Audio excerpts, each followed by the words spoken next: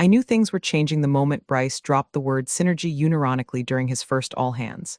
That smug, two-button suit wearing, MBA without the M came strutting in like he just invented capitalism, not inherited a corner office from the man who used to call me the spine of this place.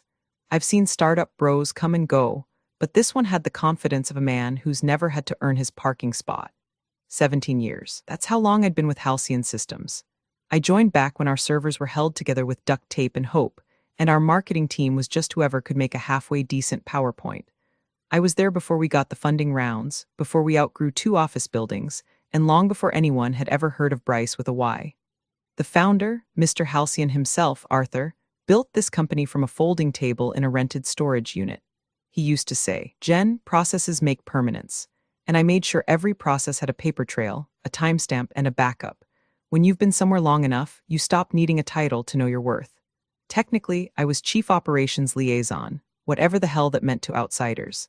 Internally, I was the person you called when procurement stalled, compliance panicked, or legal forgot which version of the charter we were using. I kept the whole machine running without ever needing to raise my voice. Then Arthur got sick. He started fading about a year ago. Quietly at first, missed meetings, forgotten names, odd silences. He still had moments of clarity, but the board got nervous. And nervous boards do stupid things, like handing the reins over to Bryce, Arthur's wet-nosed nephew, who once asked if we could just chat GPT our compliance reports.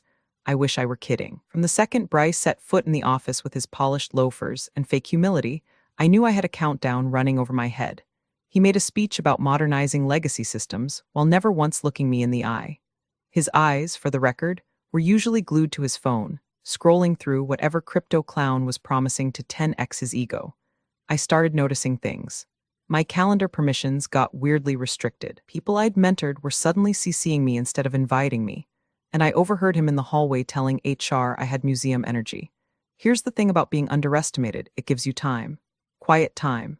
The kind where you revisit old files, pull up those dusty PDFs nobody's opened since 2008, and remember every handshake that ever meant something. Arthur and I had an understanding. He trusted me to safeguard the company's foundation. And buried in those foundations, some very old, very real clauses with very sharp teeth. But hey, before I go full scorched earth, real quick, if you're listening to this and haven't subscribed or hit the like button yet, now's your cue. 90% of folks just binge these stories like popcorn without showing love. But every like and sub keeps this little engine running, and it means the world to the team busting their butts behind the scenes. Now, back to Bryce's slow-motion car crash. I didn't fight the shift. I let him replace our vendor liaison with his frat brother from Sigma Chi. I watched him convert our internal wiki into a Slack channel called Bryce Notes. I even smiled when he rolled out Fun Shirt Fridays like it was a new federal holiday. But what I also did was quietly renew my notary license, dust off a certain 19-page document signed by Arthur in 2009, and begin logging every interaction with HR into a private email thread titled "If This Idiot Fires Me." I knew the final blow would come suddenly. Bryce didn't have the spine for confrontation. He was more the schedule a meeting at 7:30 a.m. and bring coffee like a psychopath type. So I waited. And while I waited, I made damn sure every piece of paper he'd never read was in order. Every clause he would have mocked had been verified. Every signature was notarized. I wasn't planning revenge. I was preserving structure.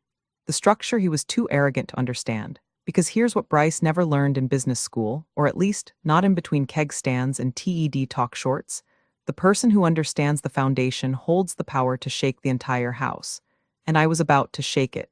It happened at 7:59 a.m. on a Tuesday, because of course it did. Only a coward picks a time before most people have even poured their first cup of coffee. I was still locking my car in the garage when I saw the meeting invite pop up. Subject line, quick sync. Location, HR conference room B. Sent at 7:56. No context, no prep, just vibes. Bryce was already there when I walked in, legs crossed, sipping some green sludge from a mason jar like he'd just emerged from a yoga retreat in a tech cult. HR Director Melissa sat beside him like a hostage, pretending her makeup could conceal the dread in her eyes. I gave her a nod. She didn't return it. He didn't waste time. "Jennifer," he said, like the name tasted sour in his mouth. "We've been evaluating our organizational strategy, and after a lot of difficult discussions," he actually smiled here, the bastard, "we've decided to sunset your role as part of our modernization initiative." Sunset, he said, like I was a failed email campaign. I blinked once. That was it. No tears, no gasps. I just tilted my head the way you do when a child proudly presents you a drawing of a dragon that's clearly just a squiggle with eyes. I didn't need to hear the rest, but he gave it anyway.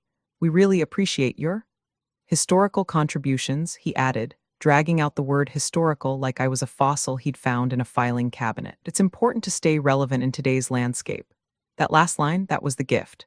The phrase that told me everything I needed to know. He wasn't just cutting dead weight. He thought this was a teaching moment. Consider this your final lesson, he said, like he was the sensei in a startup-themed karate movie. I smiled, tight-lipped, no teeth, no words, just nodded once and stood, picked up my purse. Didn't even bother taking the travel mug I'd just set down. The walkout felt like the longest, slowest parade I'd ever marched in. Except no one clapped. They just averted their eyes like I had become contagious. The elevator ride down was blessedly empty. My hands were steady. My heart wasn't. I got into my car, shut the door, and screamed. Not loud, not primal. Just one short, guttural burst like letting steam out of a cracked pipe. Then I opened my banking app, deposited my final paycheck. Bryce had it ready. Smug little overachiever, and clicked confirm. That timestamp mattered. Next stop, Notary Public. I had the letter already printed, sealed, and labeled for board legal counsel immediate review. All it needed was the seal. The notary raised an eyebrow when she read the first line but didn't ask questions. Just signed, stamped, and slid it back. Then came the courier. I'd prepaid the same-day service 2 weeks ago, labeled time-sensitive legal document. The driver asked if it needed a signature on delivery.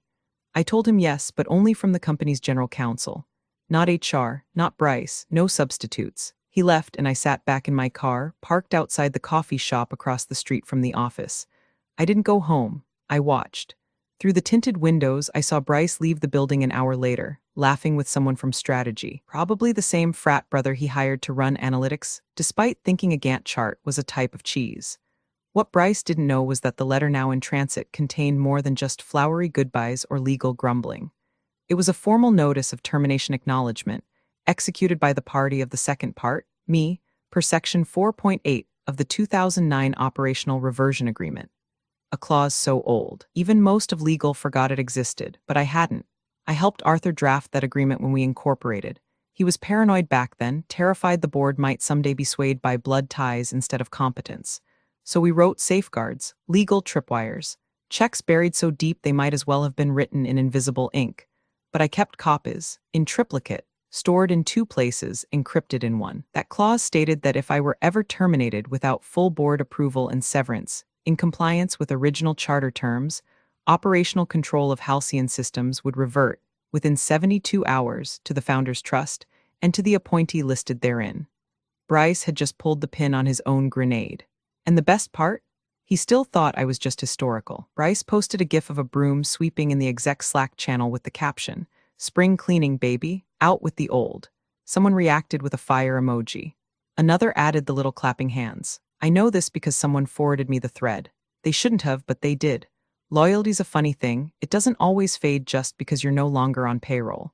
From his corner office, which, for the record, used to be a supply closet, until Bryce had it remodeled with mid-century synergy vibes, he strutted around like a man who'd just slayed a dragon, not pushed out the one person keeping his feet out of legal quicksand. He ordered a catered lunch for the exec team that day. Poke bowls and kombucha. Celebrated my graceful exit with a toast about removing legacy friction. I'm told he even pitched a new org chart titled The Future Forward, printed in Helvetica, like that was supposed to mean something. I wasn't surprised. Bryce had all the emotional depth of a damp paper towel.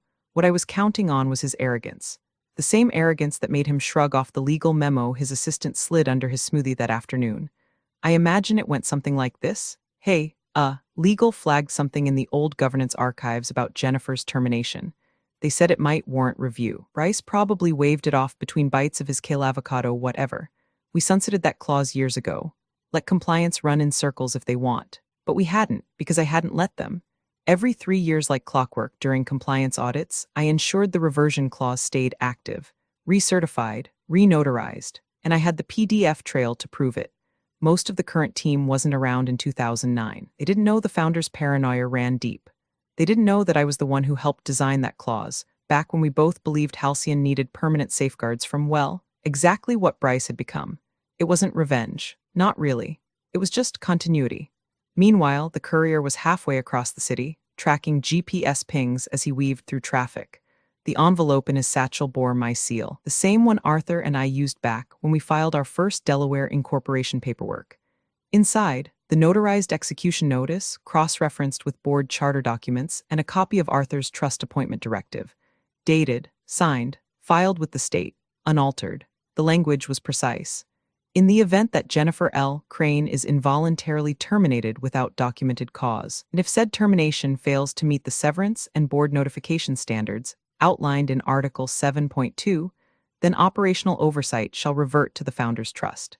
Control shall transfer to the trust's appointed successor within 72 business hours of executed notice, barring direct board intervention with unanimous override, which shall require the founder's written assent. They had no override, and Arthur hadn't signed anything in over 9 months. Bryce didn't know the clock was ticking. He didn't know the courier was 3 blocks away when he posted a TikTok of himself on the office balcony with the caption, "Making room for innovation." Let's go. Didn't know that legal was already calling in an intern to dig through the archived governance binders, the physical ones no one ever looked at unless I asked them to. Back at home, I didn't celebrate. I didn't pour wine. I pulled out a yellow legal pad and wrote out a timeline, old school. 7:59 a.m. termination. 8:41 a.m. notary seal affixed. 9:02 a.m. courier dispatched. By 12:03 p.m., it was marked as delivered and signed for by Halcyon Systems General Counsel, Lisa Hallbrook. I had a paper trail, timestamps, emails, tracking confirmations, even a recorded voicemail to my personal counsel noting the event, all within the window. That evening, I received a single-line email from Lisa. Please confirm whether you've executed the reversion clause as outlined in Article 4.8. I replied, executed, timestamped, and delivered as required, effective as of today. I signed it warm regards because I'm a professional. Then I sat back, opened a pack of saltines, and watched the Slack notifications pile up on my burner phone. The whispers had begun. Not panic yet, but it would come. They just didn't know it was already too late. The thing about watching a building collapse from the outside is it's quieter than you'd expect. No dramatic fireball, no sirens, just little cracks spreading through the concrete while everyone inside keeps sipping their kombucha and pretending nothing's wrong.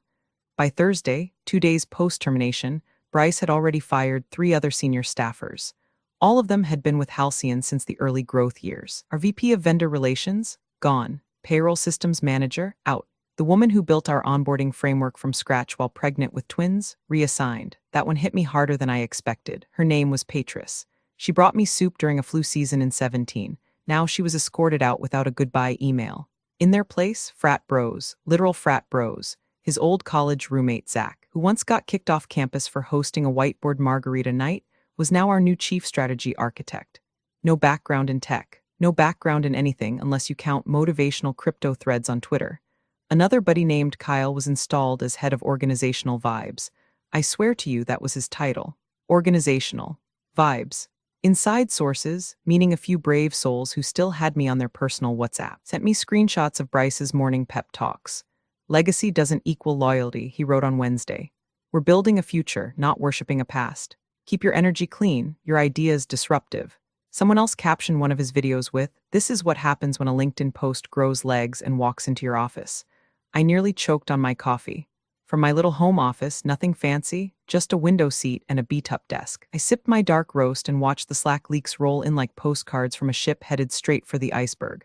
Someone sent me a spreadsheet, projected cash flow for Q4. It had my formulas, my color coding, my notes in the margins still intact.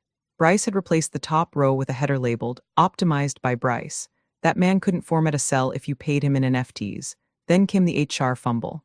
Late Friday afternoon, I got a weird alert. My online access to the company's internal HR portal briefly reactivated. Not full access, just a window, long enough for me to glimpse a modified file, the official termination notice. Dated Wednesday. 2 full days after Bryce gave me the boot in person. They were trying to backdate the event, maybe to buy time, maybe to shift the 72-hour reversion clause trigger. Who knows, amateurs? Here's the problem with rewriting history when the historian kept receipts. I had my timestamped check deposit, the notarized courier slip, the signed delivery confirmation, and my legal reply all dated Tuesday. I forwarded everything to my lawyer. She replied with a 2-word email, "Let them." By Friday night, word was spreading inside Halcyon. Nothing loud, just whispers. Someone from product pinged my old assistant asking if she had a copy of the founder's charter. Another from legal called in sick pending document clarification. One particularly brave IT analyst apparently told Zach the vibes were concerning after being asked to sign off on some half-baked platform migration. That night, I got an email from an anonymous Proton Mail account. Subject line, "He's bragging about replacing you with AI." Inside was a screen grab from a company-wide Slack where Bryce said, "Honestly, Jennifer's whole job could have been done by a decent plugin. We're future-proofing now." No one responded to the message, just a string of eye emojis. I didn't reply to the Proton Mail. I just saved the image to a folder called Ignition Files. The folder also contained a copy of the reversion clause, an audio recording of Arthur discussing succession planning, and one glorious video of Bryce pronouncing fiduciary as fiduciary during an onboarding Zoom. By Sunday, I knew the countdown was entering its final phase. Bryce didn't. He was too busy planning a company-wide rebrand. The theme, new blood, no baggage, that tagline wouldn't age well, but it'd look real nice printed across his exit packet. The Monday board meeting was supposed to be routine. A quick touch point, a few Q3 slide decks, some half-baked performance metrics from the new Vibe Ops team Bryce invented out of thin air. The kind of meeting where everyone politely nods while secretly checking fantasy football stats under the table. Instead, it turned into the slow, audible sound of ice cracking beneath thin corporate shoes. It started innocently enough. Bryce kicked things off with a standing PowerPoint, literally standing, as if looming made his Q2 dip look intentional. He wore a quarter zip and jeans like he thought he was the second coming of Steve Jobs, minus the intellect or even the courtesy of deodorant. "Team," he said, pacing slowly, "we're shaking things up. No more institutional drag, no more legacy molasses. We're lean, we're mean, we're Halcyon 2.0. The board members smiled thinly, the way you do when a waiter insists on describing the specials in graphic detail. Lisa Hallbrook, general counsel, didn't smile. She was flipping through a thick manila folder with the energy of someone looking for a ticking bomb. She paused on a page about halfway through and went still. Dead still. Bryce didn't notice. He was too busy waxing poetic about vertical growth via decentralized strategy, whatever the hell that meant. Lisa finally raised a hand. "Sorry to interrupt," she said, "but a document just came in over the weekend.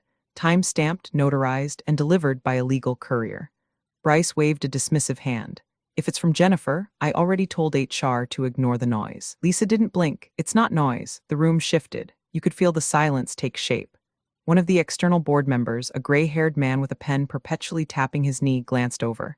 "Is this a legal issue?" Lisa adjusted her glasses. "Potentially. I'd like to call a recess to review the validity of a clause referenced in the document." "Clause?" Bryce scoffed. "Lisa, we sunsetted most of the old paperwork during the last audit. I was told legal was modernizing everything." Lisa's voice was like ice water. "We sunsetted the templates, not the governing documents, and this clause predates our digital archive." The board chair, a no-nonsense woman named Meredith, leaned forward. "How old are we talking?" Lisa flipped the page around and tapped a signature. 2009. Arthur Halcyon's original charter. This clause was reviewed and reaffirmed during our 2018 compliance cycle, signed by both Arthur and the then active board. Bryce let out a little laugh. "Okay, great. So what? Jennifer found some dusty footnote and thinks she's staging a coup?" "Come on," no one laughed with him. Lisa closed the folder. "The document isn't just a complaint, it's a formal execution notice, triggered by her termination. It references Section 4.8 of the Operational Reversion Agreement." Meredith frowned. "Is that enforceable?" Lisa didn't answer right away. She just said, "I need 30 minutes in a quiet room." Bryce tried to lighten the mood. "Look, this is what happens when you keep dead wood around too long." She was always a bit dramatic. Again, silence. He looked around the room and added seriously, "You're not buying this, right?" One board member cleared their throat. "I think we'd all benefit from clarity. Let's reconvene after Lisa has had time to review." They stood, chairs scraped, papers shuffled. Lisa moved quickly. Folder in hand, her jaw set. Bryce leaned against the conference table, arms crossed. "This is exactly why I fired her," he muttered to no one in particular. "This dusty clause nonsense, holding us back." But even as he said it, you could see the first flicker of doubt in his eyes. Like he knew something was different this time. Like maybe, just maybe, Jennifer hadn't left quietly because she was broken. Maybe she left quietly because she was ready. And the thing about clocks, they don't stop just because you're too arrogant to hear the ticking. The room was colder when they reconvened, not physically, just spiritually. Like the HVAC had sucked the confidence straight out of the air. Bryce came back from break 5 minutes late, iced matcha in hand, sunglasses still perched on his head like he'd just wandered in from a beachside startup summit. He was trying to project calm, but even from a distance, could see the cracks spidering beneath his veneer. Lisa Hallbrook returned with 2 additional folders, one red, one black, and a look on her face like she'd just read the last page of a horror novel. one where the monster had been in the house the whole time. Meredith, the board chair, wasted no time. Lisa, your findings? Lisa didn't sit. She remained standing, one hand on the black folder. The clause in question, Section 4.8 of the Operational Reversion Agreement, is valid. It was reaffirmed during the 2018 compliance cycle, certified by Arthur Halcyon and 2 prior board members, one of whom is still serving. One of the gray hairs nodded slowly, clearly doing mental math on whether he'd signed something while half asleep at a retreat in Napa. Lisa continued. The clause was designed to prevent unilateral termination of key legacy personnel without full board review and severance compliance. If violated, it triggers a 72-hour reversion period. We're already 48 hours in. Bryce rolled his eyes and leaned back in his chair. Come on, that clause was always symbolic. You said so yourself years ago. It was like ceremonial, not enforceable. Lisa didn't blink. No, I said it was obscure, not symbolic, and it's enforceable. The severance terms were not met. The board was not notified in writing prior to termination. Founders Trust holds final authority in the event of a reversion. He sat up straighter. You're saying this thing, it's real? Lisa opened the black folder. Inside was a printed copy of the clause, signed by Arthur and initialed by Jennifer Crane, dated, stamped, and notarized. It's not just real, Bryce, it's active. And if we don't find a way to reverse it within the next 23 hours, operational control of Halcyon Systems reverts to the appointee listed in the trust. Bryce scoffed. Arthur hasn't updated that trust in years. You think he even remembers what he wrote down? Lisa's tone shifted. Sharper now, that doesn't matter. The trust has legal standing. And unless we can produce an updated document, which I've confirmed we cannot, then we are bound by what was last filed. Bryce stood, pacing. No, this is insane. This is not how governance works. You can't just undo a CEO because someone found a dusty binder. Pen-tapping board member finally spoke. You fired someone with a direct connection to the founder and assumed the paperwork wouldn't bite back. That's not a dusty binder, Bryce. That's a loaded gun you handed her. Bryce turned on Lisa. Why didn't legal flag this sooner? Lisa was calm. Too calm. We did. I emailed you a week before her termination suggesting we conduct a legacy document audit. You replied with a thumbs-up emoji and lol. A beat of silence. Meredith exhaled, slow and deliberate. So what happens if the clock runs out? Lisa opened the red folder this time. Then the appointee listed in the trust assumes operational oversight of Halcyon Systems, interim or otherwise, until such time as the board votes to restructure the charter. And the founder's written override is required for any changes. Arthur can't even hold a pen, Bryce muttered. Lisa's voice dropped. Then I suggest you use the time left to get creative. Bryce looked at the board. Desperate now, we can contest it. File for emergency injunction, delay the clause. Lisa, you'd need standing, which you don't have. The clause explicitly removes power from the acting CEO in the event of a triggering event. Then I'll call Arthur. He's under medical supervision. And you're not on the authorized contact list for trust matters. Jennifer is. The room froze. Meredith turned slowly. Excuse me, Lisa nodded. She was granted contact privileges in 2021. She's the only non-family individual with access to the trust files. Bryce dropped into his chair like someone had cut the strings in his knees. You're telling me she's the one?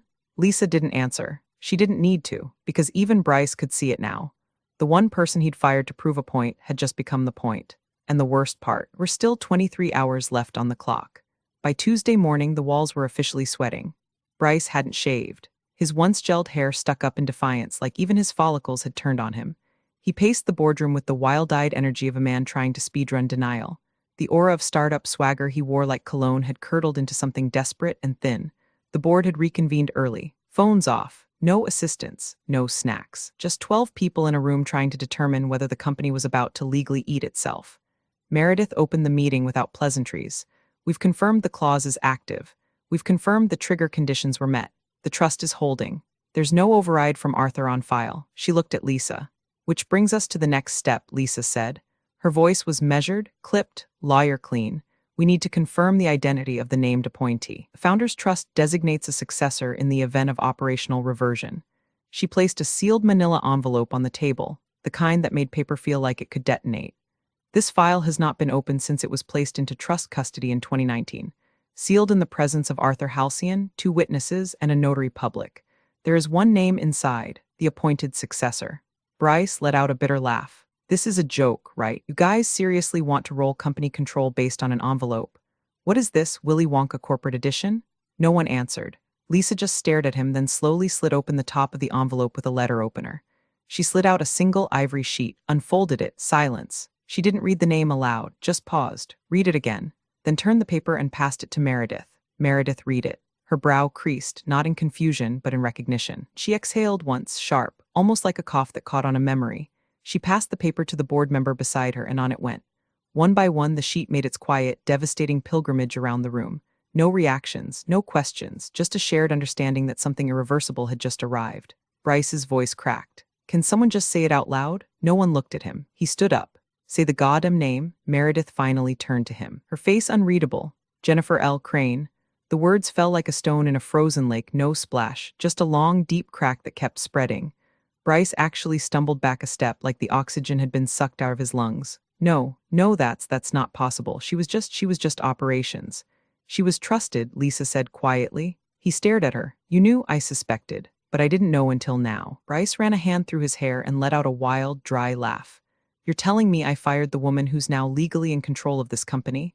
Meredith nodded once. Yes, that's exactly what you did. He looked around the room like a man searching for escape hatches in drywall. We can override it, right? We can vote or no override without Arthur's written consent, Lisa interrupted. And as you've been reminded, Jennifer is the only one with trust access. If he's lucid and if he chooses to write something different, it has to go through her. The clock on the wall ticked, loud, obnoxiously loud. There were 15 hours left before the 72-hour window closed. 15 hours before control transferred fully, formally, irrevocably. And the name written in Arthur Halcyon's hand wasn't Bryce, it was Jennifer. The legacy molasses, the dead weight. The woman he thought he'd pushed off the chessboard. Except she wasn't off the board. She was the board. By 9:00 a.m., Bryce had called me 6 times. The first voicemail was cocky. Hey Jennifer, look, we may have gotten off on the wrong foot. Let's talk, yeah? Water under the bridge and all that. The second had a little more wobble. I think there's been a misunderstanding. Legal's kind of freaking out, and I'd love to clarify a few things if you're available. The third was just, please call me. Please. I didn't listen to the rest. I let them pile up like trash on a curb the night before collection. No response. No forwarding. No signal. Bryce was starting to understand that silence is its own language, and in this case it was screaming. Meanwhile, inside Halcyon HQ, the executive Slack channels had descended into the corporate version of a prison riot. Legal couldn't contain the leak. Someone, probably from the board, had whispered to someone at Venture Ledger that a legacy clause was in play and that the CEO's authority was under legal review. By noon, PR had fielded 9 calls from tech journalists. The 10th came from a local station who caught wind of executive instability and sent a camera crew to the front steps, just in time to film an intern having a panic attack outside. Bryce tried spinning it. He drafted a statement about collaborative transitions and elevating legacy leadership to advisory roles. Legal wouldn't approve it, said it could be interpreted as confirmation of loss of control. So he sent out a company-wide email titled, Leadership Update Clarifying the Path Forward. Inside, nothing but fluff. No mention of the clause, no mention of the founder's trust, just a bloated wall of buzzwords stapled to panic. Within minutes, a reply all came in from someone in accounting. Just 3 words, is Jennifer back? That email was forwarded to me by 5 different people, each with a different emoji reaction. Back inside the boardroom, Bryce was clawing at shadows. He pulled Lisa aside. There has to be a way to delay this. Revoke the clause, challenge the trust, something. Lisa didn't blink. We've reviewed every scenario. There's no legal footing. Your only option is Jennifer. Then get her on the phone. She's not answering your calls. Then you call her. Lisa sighed. This is the reckoning, Bryce. You lit the match. You don't get to be surprised the house is on fire. By 3:00 p.m., a decision was made to inform Arthur. His health had deteriorated sharply in the last few months, limited speech, limited energy, but he was still lucid in short bursts, and most importantly, still legally competent. The trust executor flew out that morning. Bryce wasn't allowed in the room. Instead, Lisa went. She returned just after 5:00 p.m. The board was gathered, phones off, tension thick. Lisa placed her notes on the table and said quietly the founder has been informed of the clause and the pending reversion. He was shown the notarized document, the timestamps, and the trust directive. Meredith asked softly, did he understand? Lisa nodded, fully. When shown the name of the appointee, he smiled. That word, smiled. Something to Bryce, he snapped. This is insane. You're letting some dinosaur from the analog age hit a reset button on a 9-figure company because of what? Loyalty? Sentimentality? I built this place up. Lisa turned slowly. No, Bryce, you inherited a seat at the table. She built the table. The board said nothing. There were 9 hours left. 9 hours until the clause locked into place and the reversion finalized. And Jennifer, she hadn't said a word. Not a press release. Not a phone call. Not even a tweet. She didn't need to shout, she already owned the silence. It was 7:58 a.m. on Thursday when the board reconvened. Same room, same table. But this time, every person seated had the haunted posture of someone who knew a guillotine was hanging just above their heads. No one spoke, no one coughed. The legal team was already seated, documents lined up like tombstones. Meredith, at the head, tapped her pen against the edge of a leather portfolio. 3 soft ticks, then a pause. 3 more. The only rhythm in a room frozen in anticipation. At exactly 8 o'clock a.m., the courier arrived. He didn't knock. He was let in by security per protocol for time-sensitive legal deliveries. He walked the length of the table and handed a slim envelope to Meredith. She opened it without ceremony. Inside, a notarized cover letter, a 12-page activation packet, a drive containing the clause validation video and compliance audit trail. Lisa read the first few lines, then nodded once. It's done. Bryce, standing off to the side, half-shadowed by the blinds, laughed nervously. So what now? She just waltzes in, wearing a cape, as if on cue the door opened. Jennifer Crane stepped in like she never left. No cape, no entourage. Just a black suit sharp enough to cut glass, her old halcyon badge clipped neatly to the lapel, and a single flash drive in her hand, the same one she'd carried back when she managed contracts tighter than Fort Knox. She walked to the head of the table without a word. Every eye followed her, not because they were told to, but because gravity had returned to the room. Actual leadership had arrived. She didn't stop, didn't nod, didn't smirk. She sat. The silence that followed wasn't awkward, it was reverent. The kind of silence you give to surgeons before the first cut or judges before the final gavel. Meredith looked over the table. Jennifer Crane has assumed operational oversight under Section 4.8 of the Operational Reversion Agreement, effective immediately. She turned to Lisa. Legal concurrence, Lisa nodded. Clause executed. Chain of command has shifted. Meredith faced the room. Motion to acknowledge and enter this change into the governance record. All in favor, hands rose one by one. All opposed, no one moved. Bryce cleared his throat. You can't be serious. You're just going to hand her the keys? This is my company. Jennifer didn't even look at him. She opened her flash drive, connected it to the port in front of her, and waited as the screen came to life. A company-wide message populated the main dashboard. Title, Steady Hands, Clear Eyes. Below it, a simple paragraph about continuity, integrity, and respect for the values Halcyon was built on. It didn't need her name, everyone already knew. Security entered the room without a word. Bryce took a step back. Don't bother, he said, his voice brittle. I'll go. He turned to Jennifer. You really think you won? She finally looked up and smiled, not smug, not cruel, just calm, absolute, like the sun rising exactly when it said it would. Bryce, she said softly, nepotism's cute until it hits the charter. He froze. She stood, walked to him, and handed him a single sheet of paper, his separation agreement, already prepared, already signed by the board. As he took it, dazed, she leaned in just slightly, just enough for him to hear. Consider that your final lesson. You're the real MVPs of the office jungle. Thanks for watching. Smash that subscribe button, or the coffee pot might just forget your next brew.